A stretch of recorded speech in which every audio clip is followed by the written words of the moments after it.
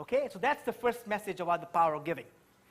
To continue my story, okay, the example I shared with you, that the example that changed my life was I went to a small hut of 14 Afghan refugees as an accountant with 3 degrees to do my budget.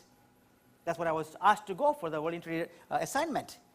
So I'm in this hut of 14 Afghan refugees, and I'm interviewing them, asking them questions about what they need. I'm hearing stories like, we've gone from war to war to war. Children have never gone to school for many, many years. I hear stories how their father died in the war. The uncle married the imam to make the family survive. How they were kicked out of Afghanistan to go to Karachi. They walked 19 days in the mountain in the cold weather with just a shirt on their back. Some of them had shoes. Very cold weather. Some of them got sick on the mountain but had to continue walking otherwise they would die. Some women gave birth to children in the mountain. Eventually they come to Karachi and they have no rights to stay there. So they're working in the hot blazing sun, selling corn in a trolley for 14 hours, several of them, and combined making $1 a day, which is not even enough to pay for the rent for the small hut, which was such a small hut. I saw mosquitoes, I saw washroom, I saw kitchen, I saw a kid holding a bread, a naan, like his life is at stake. And despite all that, they're offering me dry fruits because I'm a guest, I'm a mehman. And in 20 minutes, I got physically sick. It was too much for me.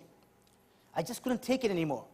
So as I walk out of the hut, I see the whole village is standing outside the hut because they saw me in a suit.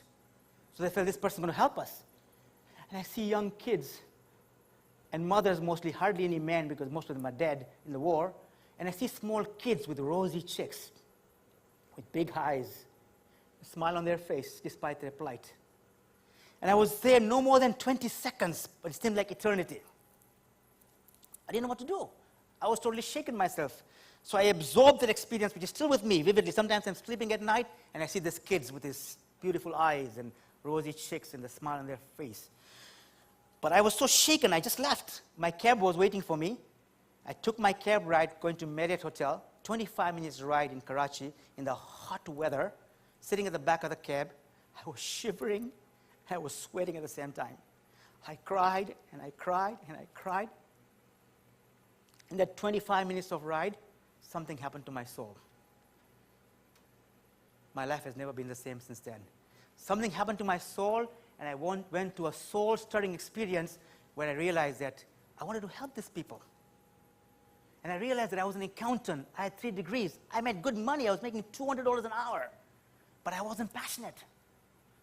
There was something missing. I could never be the top accountant in the world. So I asked myself, what can I do in my life that can help these people like this? And I realized that my gift was to speak. Because I used to speak in those days to Australia, New Zealand, Portugal. I used to speak without being paid, but people used to pay my flight, my hotel, spend a few $1,000s, and each time I spoke, they called me back again. So I said, if I did that for a living, I could do very well. So that's where my transformation happened. And I got to the hotel, and I met my colleague, Aziz Sharif, and he saw me, and I hadn't said a word, and he said, what's wrong? Now, before I share with you what I told him, let me share the second principle here. The second principle here is the letter O. Open your gift. Open your birthday gift. Rumi, the Sufi poet, says that many people do hundreds of things, but if you don't do this one thing, you wasted your life. What is this one thing you must do that you're born to do? And unless you do that, you will just kind of waver. That's your gift. And Hafiz says, the Sufi poet says, that most people never open their birthday gift. Not the gift their spouse gave them or a child gave them, but the gift they were born with, they never open it. Because they're always conditioned by their parents, by their friends, by other people, and they never have time to look deep inside. You see the power we all have. But the power is not external. The power is not that I'm a CEO, or I'm a president, or I'm a manager, or a quality assurance person, or a facilitator. That's not the power, that's external. The power is not external. The power is internal. The power is not outside. The power is inside. The power is not without. The power is within. External power is overpowering. Internal power is empowering. External power, somebody can take it away from you. I'm rich today, recession comes, I lost my money. A thief can rob me of my money. Internal power, nobody can take it from you. External power is limited. Internal power is unlimited. That's the power within, and we all have it. So when we open our birthday gift, we shine our light, and we make a difference to the society around us. The question to ask is, as professionals, are we allowing the self-advocates to open their birthday gift?